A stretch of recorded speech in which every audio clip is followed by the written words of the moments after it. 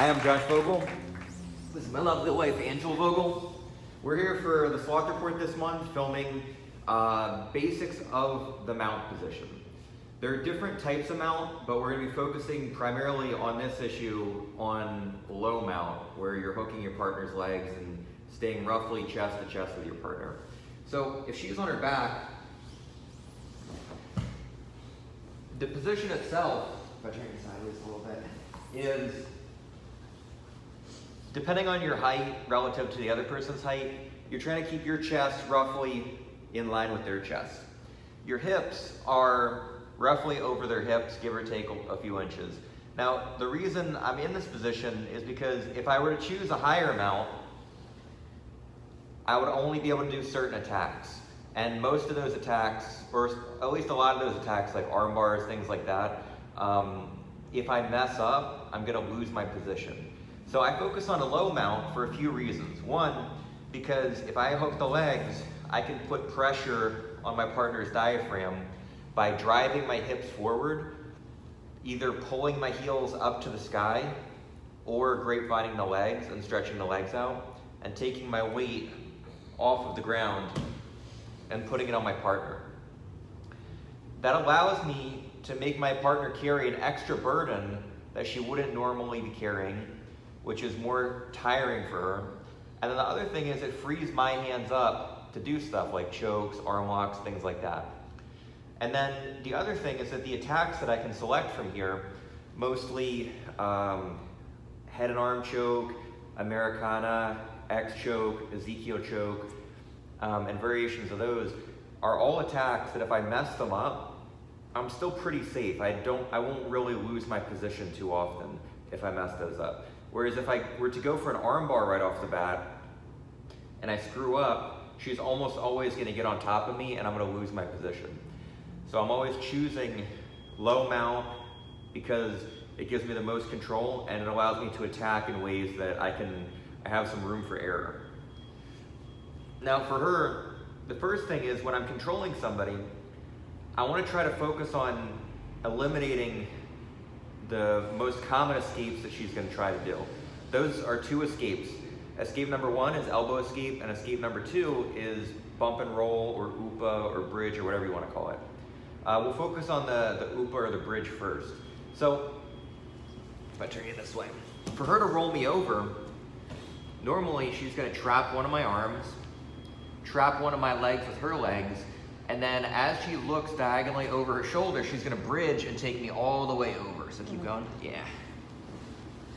And now I end up on bottom of the mount or the guard position. So if we go back,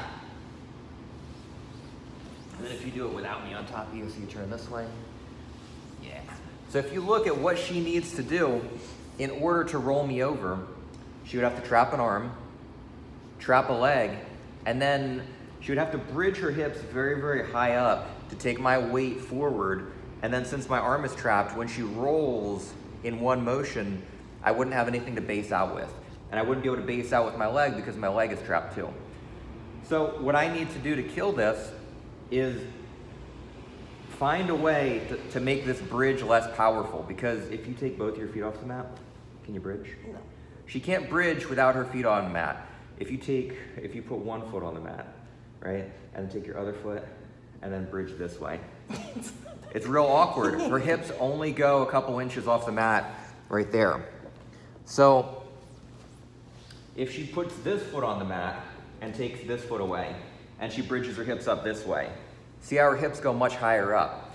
So if I want to kill her bridge and I want to take the power out of it and make it harder for her to roll me over, I have to kill the leg in the opposite direction that she's bridging. The power leg. So one leg is a power leg, the other leg is a support leg. So if she's gonna take me over, let's say she's gonna roll me over that way, and she's got my arm. Now you're killing me. Yeah. That's a bad way. That's okay.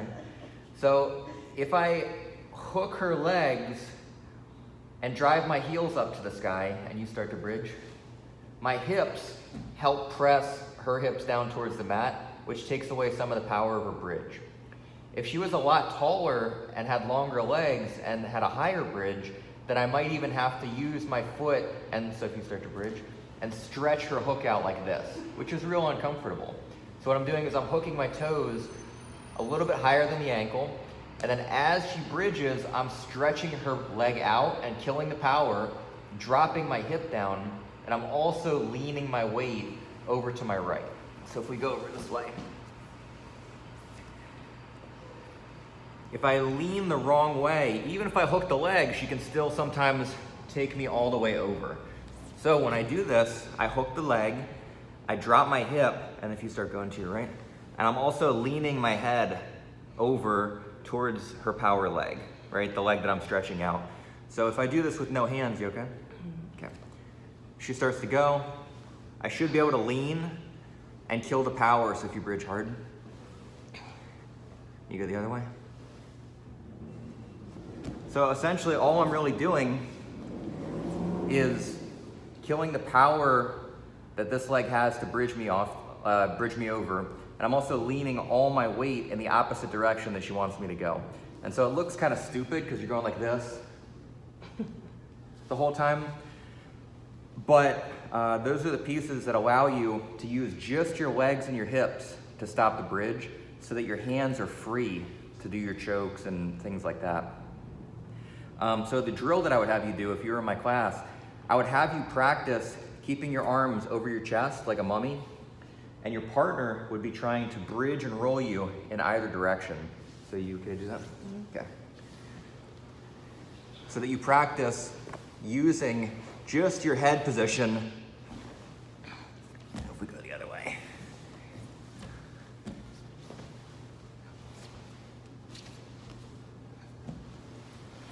Just your head position and your legs hooking and pulling the power out of that leg by either stretching her leg out or pulling your heel towards the sky and dropping your hip down towards the mat. Those things in combination to kill the power of her leg.